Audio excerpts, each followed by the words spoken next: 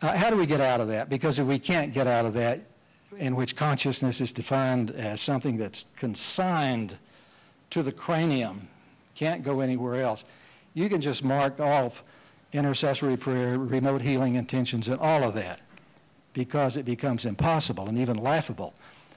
Well, one of the things that we might do is to really sort through the opinions of some of the most rigorous mind-body philosophers in the culture these days. And after a couple of cocktails, often they are willing to say things that they would never be caught dead saying from a podium in a medical school. Let me just give you some examples. John Searle is arguably the most important, impressive mind-body philosopher in the culture now. At the present state of the investigation of consciousness, we don't know how it works, and we need to try all kinds of different ideas. Jerry Fodor, another heavy hitter among mind-body philosophers, nobody has the slightest idea how anything material, such as the brain, could be conscious. Nobody even knows what it would be like to have the slightest idea about how anything material could be conscious. So much for the philosophy of consciousness. Now, these are the experts speaking, folks. Stuart Kaufman, one of my favorite writers in this field, he's a biologist and a complex systems theorist. Nobody has the faintest idea what consciousness is. I don't have any idea, nor does anybody else, including the philosophers of mind. These kinds of comments illustrate the appalling level of ignorance that exists in current science about the origins of consciousness. And when you hear people like Sagan and a million others making these presumptuous, arrogant statements that, oh, it's all chemistry, we've got this thing figured out, you don't have to go there. That is an overreach of Olympic proportions. Now, much of the healing research in this Era 3 non-local area is focused on spirituality and prayer.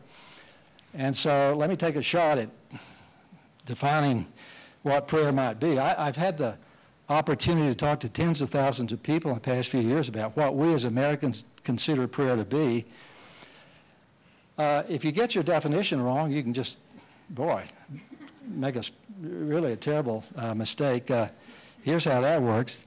Here's a guy who's drowning, and he says to his dog, Lassie, get help.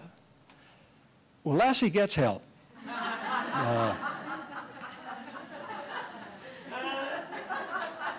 This is the dumbest cartoon I have, so it gets better.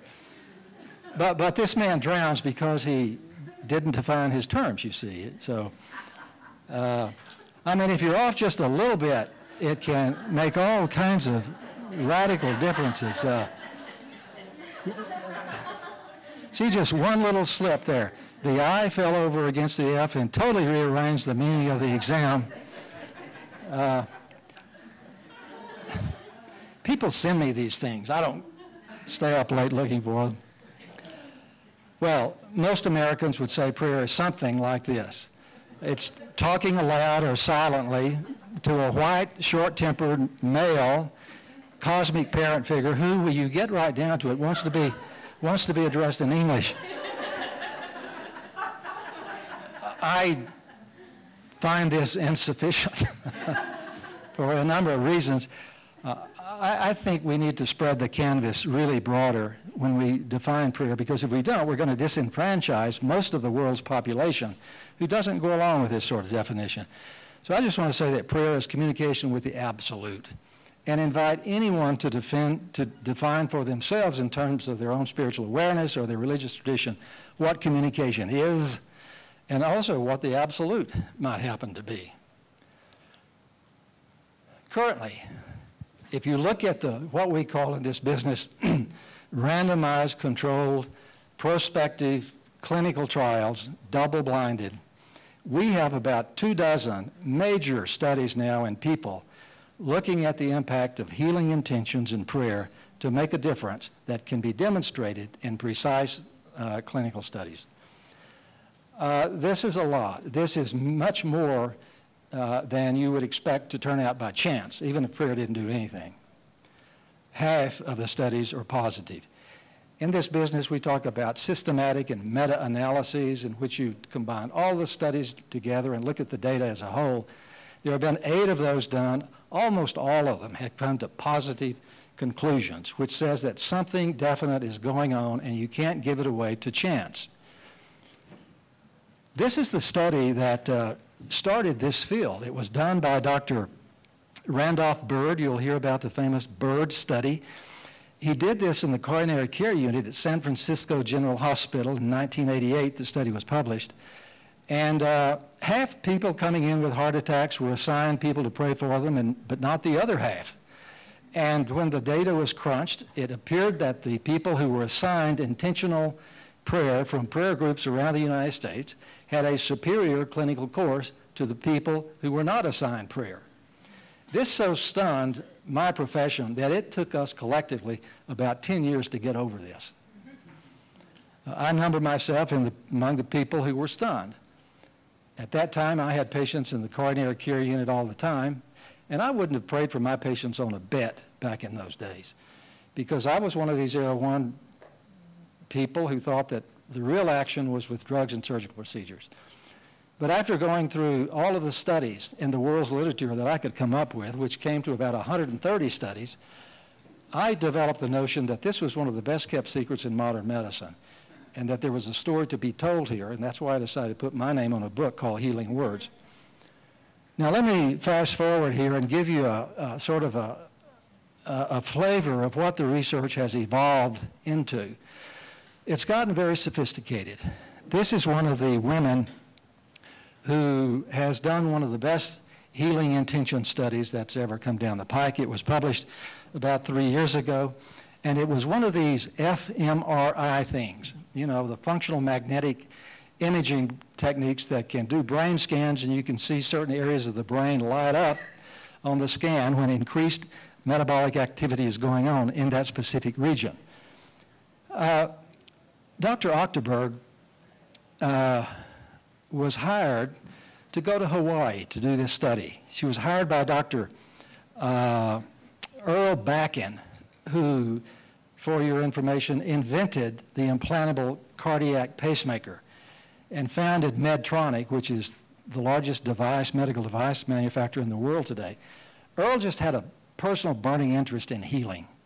He had retired to the Big Island, he and his sweet wife Doris, and Earl built this hospital because there wasn't one in the area, and money not being an issue with him, he invited Dr. Ochterberg over to live and do this study. She spent 2 years before she got the study cranked up, integrating herself with the native healing community. They took her into their confidence, shared with her their techniques and methods, and at the end of 2 years, she was ready to go forward. No one has ever done a study like this. And it involved her recruiting 11 native healers, and she told them, look, go out and select the subject yourself. It has to be somebody you worked with in a healing context in the past, with whom you feel a profound heart connection, a sense of compassion and empathy and unity with this individual, and bring them back, and they'll be the subject in the fMRI brain scan study. So what they did is to have the patient inserted into the scanner, and a brain scan was running continually, and they had the healer to do healing work at randomized intervals. So the subject couldn't anticipate when the healer was going to be doing healing, sending energy, praying, sending healing intentions, however they described it. And they described it in a large variety of ways.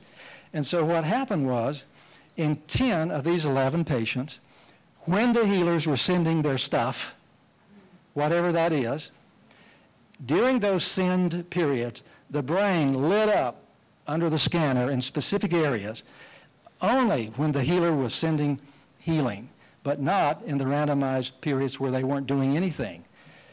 The odds against explaining this by chance were 1 in 10,000. This suggests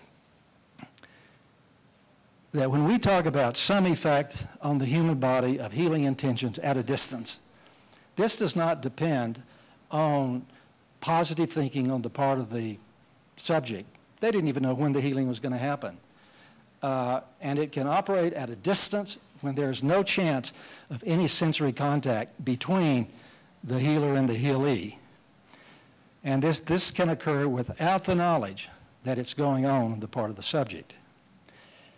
That's a healing study. That's the way they should be done, in my judgment.